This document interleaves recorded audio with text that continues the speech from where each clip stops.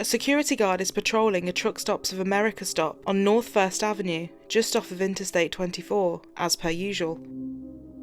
As this truck stop in Nashville is incredibly busy and borders on an area that has a high crime rate, security guards regularly patrol the area, and it is also overseen by a network of CCTV cameras. As he continues walking, he soon makes a horrifying discovery. The body of a woman is found. She has been shot dead and posed on her back, with her feet together and legs apart, with her arms above her head. He quickly calls emergency services. Little do the police know, this would put them in a race against time to find a sadistic serial killer before he struck again.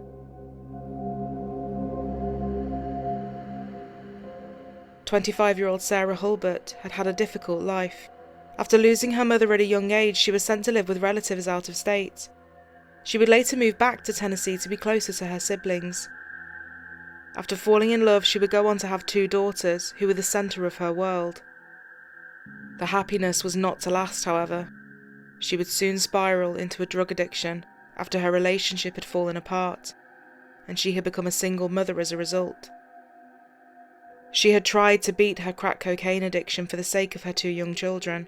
As she continued to fall deeper into drug addiction, her daughters were removed from her care.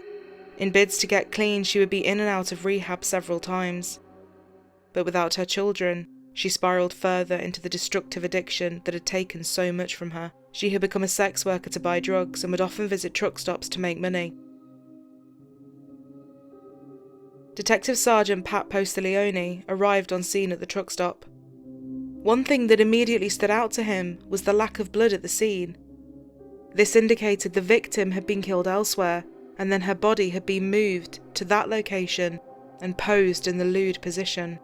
Due to the positioning of the body and lack of evidence from the scene of the crime, it was the worst fears of officers that this was not a first-time killing. This was someone who had killed before. The task that lay before the officers was huge. This was an incredibly busy truck stop, with truckers and people coming and going all the time. But one thing they knew was that her body had been dumped there within the previous 30 minutes. The security guard who had made the discovery said she wasn't there when he last checked, half an hour ago. As officers found out and began conducting a search of the scene, near the body they found a footprint with an unusual sole that was often seen in work boots. It was vital for the officers to check the CCTV, and it was this that would give them a major lead. A yellow truck is seen coming in and driving all the way to the back of the truck stop, where the body of the woman had been discovered by the security guard.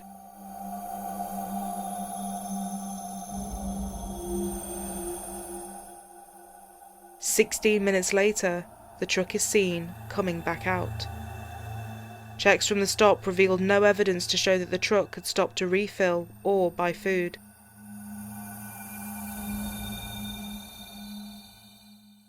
As the investigations of the crime scene continued, a post-mortem was carried out on the victim. Her body was found to have bruises and cuts, indicating a struggle had taken place. Her body also showed signs of torture. Her rear had a significant injury, suggesting part of her skin had been cut out with a knife. Semen found inside her body was sent off to have the DNA analysed. It was revealed that she had died from a single close-range gunshot wound from a .22 caliber gun. Running her fingerprints through the database, it came back with a match, and they could finally put a name to their victim. She was 25-year-old Sarah Hulbert.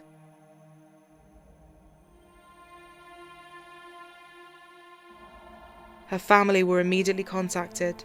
They went straight to the coroner's office in disbelief, hoping that maybe it wasn't her.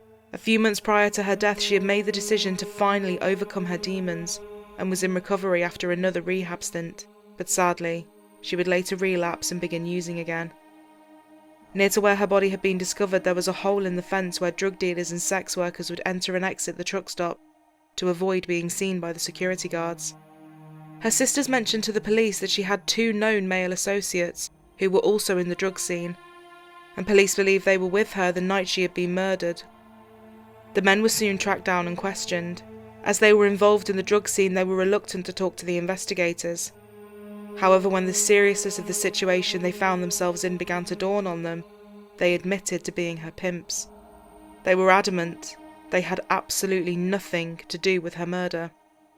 They had been driving around with Sarah at about 10 p.m. on June 26th, and an argument had broken out.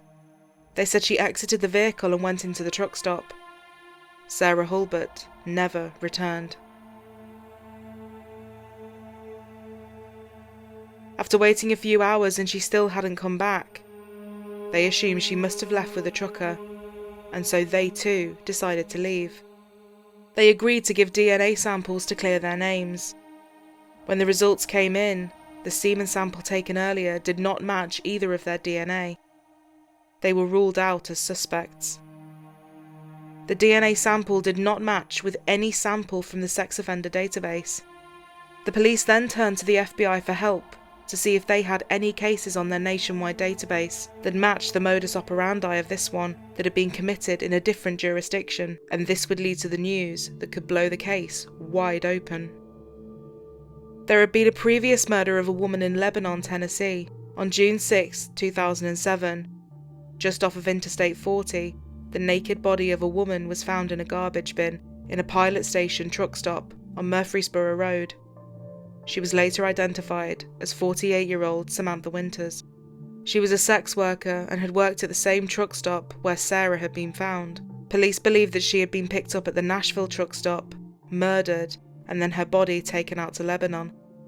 Her body had been posed, and she had been killed by a .22 caliber gun.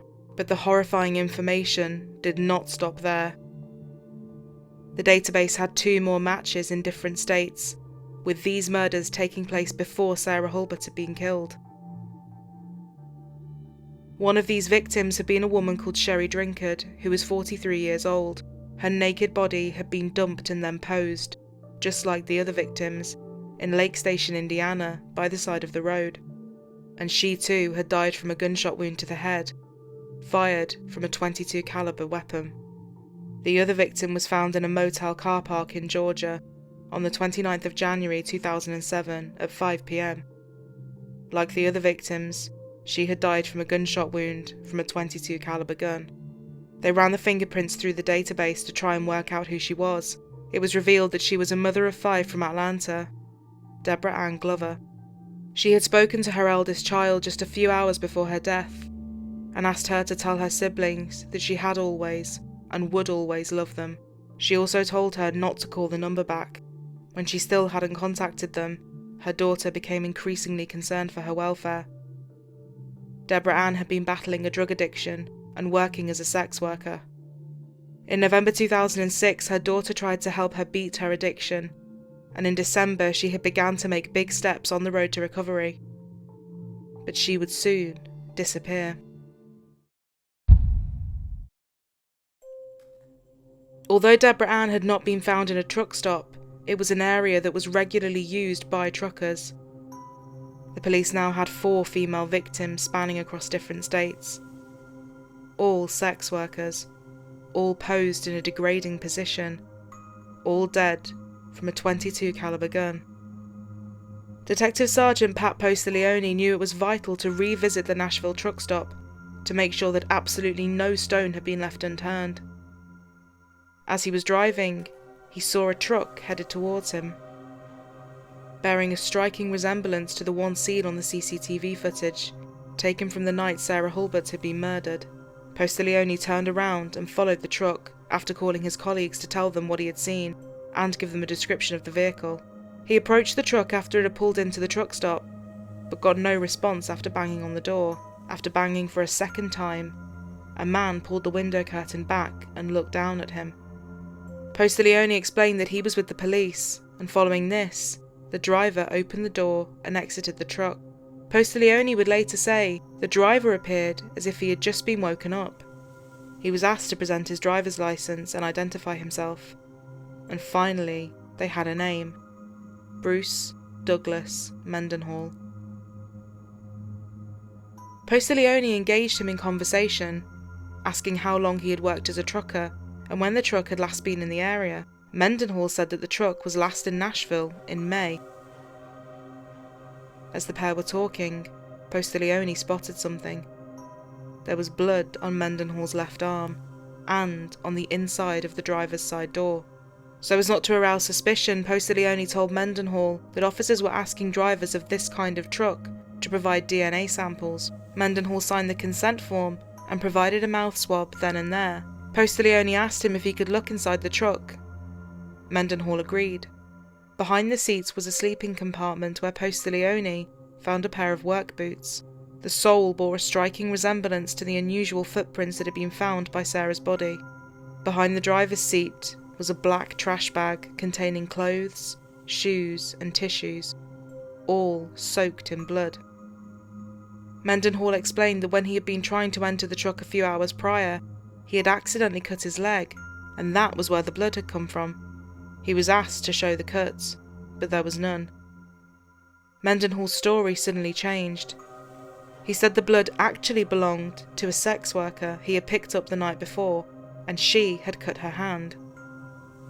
Postilione knew it was vital to ensure that Mendenhall did not have access to any weapons. Mendenhall explained that he did have a gun in the truck, and handed it over to Postilione. It was a .22 caliber rifle. Postilione knew the game was up, and bluntly asked him if this was the truck the police had been looking for. He asked several times before Mendenhall shrugged his shoulders and said, "If you say it is." Postilione asked him if he was the person they had been searching for. Mendenhall gave the same response. He shrugged his shoulders and replied, "If you say so." By this point, Postilione's partner had arrived on scene, and after he was escorted out of the truck, Bruce Mendenhall was arrested. It was vital to secure the truck and preserve any evidence, so it was sent to a crime lab to be processed. Over 300 items from his truck were catalogued as evidence, including handcuffs, knives, tape, and sex toys. Blood spatter was found on the walls, mattress, floor, and ceiling. The news that came next was more disturbing than anyone could have imagined. It emerged that the blood belonged to 7 different women. The bloody clothing found in the bag belonged to a sex worker from Indiana. Her family had not yet realised she had gone missing. The bullet that had killed Sarah Hulbert had been fired from the gun found in his truck, and the blood on the gun came back to her and at least one other woman. Mendenhall signed a rights waiver and said he would voluntarily give them a statement without the presence of a lawyer. But who exactly was Bruce Mendenhall? He had been born on April 14, 1951, in Crawford, Illinois. As an adult, he had lived on Pine Street, close to downtown Albion. A neighbour from Pine Street would later say that visitors wouldn't often come to the Mendenhall household, adding, "He was a little different." In 1997, he had ran in the mayoral elections, but incumbent Reverend Bill Rucker had won in a landslide. Mendenhall had come in last place. When looking into Mendenhall's background, the police discovered a man with no record of violence, and he had not had any run-ins with the law. On the face of it, he appeared to be a typical family man, married with 2 grown-up daughters. Jimmy Nesbitt reported for the Courier Press that Mendenhall had later moved into a small home in the country, surrounded by farms. This house would later be searched by police to try and help build a picture of who he was, and add to their evidence. One of his neighbours recalled that Mendenhall and his wife had shown up on her driveway, his wife asking her if she wanted to purchase anything from a catalogue. Mendenhall stayed in the vehicle. The neighbour said he just sat in the car and had a weird look on his face. The report in the Courier Press also said he would often ignore his neighbours if they tried to interact with him. The Mayor of Albion, Ryan Hallam, would say he hadn't really had any run-ins with the law. Everybody thought he was a little mouthy and so forth like that. Anything off-kilter? No, not too much. The minister from the church close to the Mendenhall's home said that after he was arrested, his family was struggling to come to terms with the news. The news of his arrest was the talk of the town. Mayor Hallam said, "We've got 2,000 people. The news spreads like wildfire." People in Albion could not believe that one of their own was capable of such horrific crimes. Everyone's in disbelief that we had an individual living here like this. He didn't mix well with others around him, but we never had any problems with him, said Mayor Hallam. It was now time for the police to interview their suspect. In the process of interviewing Bruce D. Mendenhall, Mendenhall. But before they knew it, he made a shocking admission. He said that he had dumped the bodies, but he hadn't killed any of them. He explained that 2 men, Richie and David, were the real murderers they were looking for. He said they would go to every truck stop he went to, and by the time they left, there would be a dead body in his truck. He would later say that a third person named Terry was also involved. I went into the TA, got me something to eat, come back out, and this lady was sprawled out in the back. I go, it's your problem, not ours. He said they would leave him to clean up. He told the officers they would always use his gun to kill the women, and then leave their bodies in his vehicle. Her head was pointed towards the driver's side. Her legs were down below. When talking about Sarah Hulbert, he said that he had gone into the truck stop, and when he came out, he found her dead body in his truck. He said that in a moment of panic, he took her body out of the truck and left her on the ground in the far corner of the stop. I dumped her body there in behind the trailers. Right out in plain view. So they showing up at these truck stops, and when they show up, people die. What we're trying to determine is whether you're trying to put the blame somewhere, Bruce. He told Post Leone, "I'm pissed off at Richie and David because they did all the killings." Officers did look into his claims and found that the 3 men in question did actually exist. They were all interviewed and their fingerprints and DNA samples were taken. It turned out he had had altercations with all of these men over minor things. He then offered up another shocking confession. The latest murder had actually taken place the day before in Indiana. What do they do with the body? I don't know. The blood that's in your truck right now in that bag, where did that come from? Her.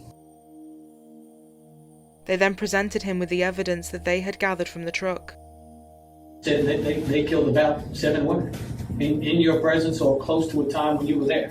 Something like that.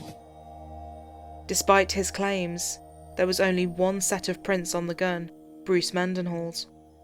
There was also no evidence to prove that any of those men had been in the back of the truck. When Mendenhall was asked if he was the killer, he refused to talk anymore and requested a lawyer. The police, assisted by the FBI, worked in collaboration with investigators from the other jurisdictions where the murders had occurred. Using fuel receipts, they constructed a timeline of his movements and were able to place him in the locations the victims' bodies had been found. But what could the motive possibly have been? Post Leone would later say in a documentary he thought that it was potentially his hatred of sex workers that would be at the truck stops and his desire to degrade them post-mortem with the lewd posing of their bodies. Mendenhall's daughter disagreed and would say, "He never had a negative thing to say about anyone who chose that lifestyle. There's people like that will do that. Everybody knows that. Dad, he didn't really pay attention to it." He was charged with criminal homicide and taken to the Metro Davidson County Jail, where he was held without bond.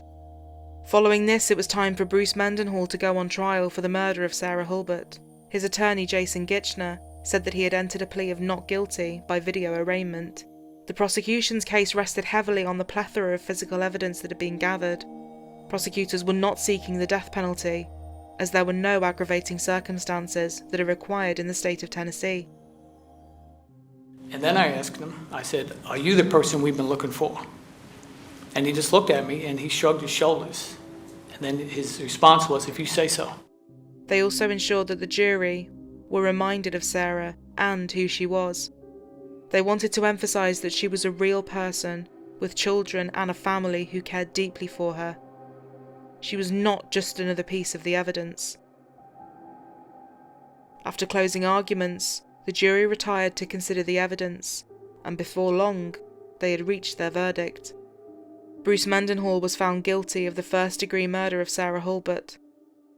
In Tennessee, a first-degree murder conviction and subsequent life sentence is interpreted to mean 60 years in prison. A shocking story would soon be reported. Whilst in prison, his wife had passed away from natural causes. Following her death, Mendenhall received the insurance money. He used this money to offer $15,000 to 2 inmates to kill the 3 men he had tried to blame for the murders. One of the murders was due to be staged as a copycat, to mislead the police into thinking the real murderer was still out there. But it didn't stop there. He had allegedly tried to have 2 investigators, Pat Postilione and Lee Freeman, murdered. Postilione would later remark that in his career spanning more than 3 decades, he had never known of someone trying to have him murdered. He said, "When you are putting people away in prison, potentially for the rest of their lives, I guess you could possibly become a target for those reasons, so we take it very serious." In 2010, he went on trial for these offences. The court heard from the 2 inmates he had tried to pay to commit the murders. One of them was in prison for explosives charges and was asked by prosecutor Rachel Sobrero, what were his words, to the best of your recollection. He replied, "How much C4 would it take to blow up a trailer?" They also heard from the other inmate who was serving 10 years on burglary charges. He was belligerent about those 2 officers. He wanted those 2 officers dead. That's point blank what he said. At around 2:30 p.m, the jury retired to deliberate, and less than 4 hours later, they had reached a verdict. He was found not guilty of the allegations relating to wanting to have the 2 officers killed. When it came to the plot to have the 3 other men killed, he was convicted. Davidson County Criminal Court Judge Steve Dozier sentenced him to 30 years in prison, 10 years for each count that would be served consecutively. He was also charged with the murder of Samantha Winters. On the 2nd of August 2007, Mendenhall waived his right to a preliminary hearing, and a few weeks later, on the 17th, Bruce Mendenhall was indicted by a Wilson County grand jury for the murder of Samantha Winters. Prior to standing trial in this case, Mendenhall filed an appeal against his conviction for the murder of Sarah Hulbert. He argued that his legal counsel had been ineffective. He said there were 7 possible suspects and that his lawyers could have shown evidence to demonstrate this. However, it was noted that he had failed to give said list to the court. His appeal also said he wanted further DNA testing to be carried out. The Tennessee Criminal Court of Appeals rejected this. Since his appeal had been rejected, the trial for Samantha's case could now go forward. His lawyer said, "If you look at the crime in Lebanon and the truck stop murders, it's really not the sign of a serial killer. They got a lot of blood evidence. They've got pages of blood evidence, but none of it is from Samantha Winters. It's from Sarah Hulbert." But the prosecution fired back, saying, "I don't care what kind of person Samantha Winters was, what kind of life she led. She didn't deserve this." When all the evidence had been presented, the jury would deliberate for less than 2 hours before they returned a verdict of guilty for abuse of a corpse and first-degree murder. He again was sentenced to life in prison. In 2008, it was reported he had been linked to yet another killing. 28-year-old Leticia Yvonne Milliken had gone missing from Nashville. She was living in a makeshift camp off of Hermitage Avenue, amongst other homeless people. She had also been a sex worker. Postilione had worked with her family to try and find her. Her family hadn't heard from her for the last couple of months, and on the 26th of June 2007, a missing persons report was filed. The same day Sarah Hulbert's body had been found. The police had been given an item that contained Leticia's DNA to compare with some of the blood found in Mendenhall's truck. It came back as a match. Several families are still waiting for convicted truck stop serial killer Bruce Mendenhall to stand trial. It's been 8 years since a jury convicted him in Nashville, but he's charged in 3 other cases. He's also a suspect in the murders of a half-dozen other women, including Leticia Milliken, whose body has never been found. As News Channel 5's Mark Bellinger reports, her family is frustrated with the wait. This is maybe 4 years before she passed away. And Jessica Donahue carries the memories of her sister in a very simple photo album. I think my sister's worthy of justice, and I think she needs it, and her kids need it. Her sister, Leticia Milliken, disappeared in March 2007. 3 months later, a security guard found a body at a Nashville truck stop. Donahue and her mother, Tammy Northcutt, went there thinking the very worst. So I hit the concrete in Truck Stop America parking lot. You know, news is flying, helicopters, and I really thought it was my child. But it was not Milliken, it was Sarah Hulbert. A jury convicted Bruce Mendenhall of the murder. They have families. That was my biggest sister. I've looked up to her. I grew up with her, and she has kids, and it's horrible to have to look at her son's face and not be able to tell him, I don't know where she's at. I don't know exactly how she died. Northcutt and Donahue fear they may never get their day in court. If anything comes out of this, I want him to see a picture of my sister and hear her name out loud and let him know that my family knows what he did, and I hope her face haunts him every night while he's resting with Tennessee's finest. Karma Papora was a 32-year-old mother to 2 children and was known to visit truck stops regularly. She had last been seen in the south side of Indianapolis, Interstate 465, at a Flying J truck stop. Sergeant Matt Mount of the MPD said, "They've taken DNA from both parents to try and match with the DNA from the blood on the clothing that was found inside the truck down in Tennessee." The DNA tests came back as a match. The police also found the clothes she had been wearing that day, her phone, and her bank card. On the 10th of April 2008, Mendenhall was charged with the murder of Karma Papora, even though her body hadn't been found. Helen Marshall, the deputy prosecutor for Marion County, said, "It definitely makes it much more difficult to proceed. We are working very hard to be able to file the case against him here." August 15th, 2011. At the 8-mile marker of the Louis B. Nunn Parkway in Kentucky, human remains were found. The medical examiner's office used DNA to identify the person. It came back as being the remains of Karma Papora. Mendenhall is about to stand trial again, yes, for another victim. I've learned the now 70-year-old was just transferred from the state prison in Olney, Tennessee, to the Marion County Jail in Indianapolis. He will now be prosecuted for the 2007 murder of one Karma J. Papora. She is one of as many as 9 victims allegedly killed by the former long-haul trucker from Albion, Illinois.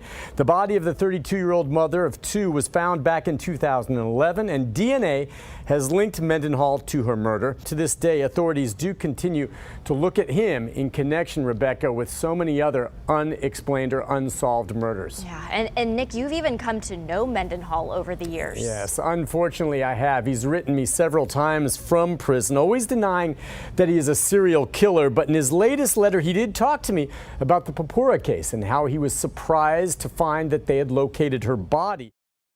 Bruce Mendenhall is a remorseless killer who is serving life for 2 murders in Tennessee. But the serial killer's case file never really closes. Why? Because DNA continues to link Mendenhall to more victims. In Birmingham, Alabama, Mendenhall was charged with the murder of Lucille Carter, known as Gretna. She had been found in a bin. A bag was covering her head and face, and there was tape wrapped around her neck. She had also been left naked. And, like the other women, she had died from a bullet fired from a .22 caliber gun. Investigators now believe that Mendenhall may be responsible for at least 9 murders, with other potential cases in Georgia, Alabama, and Illinois. Indianapolis Deputy Police Chief Scott Robinette said, "It would not be too far of a stretch to say there's probably women who are missing and may have been subject to his hands. Yet we have not found those victims." The brutal and depraved crimes of Bruce Mendenhall have left families and communities in tatters. His crimes are impossible to comprehend, with no motive, and the full extent of them may never be fully known. Many are holding on to the hope that they will one day have the answers they desperately need, and that their loved ones will see justice be served.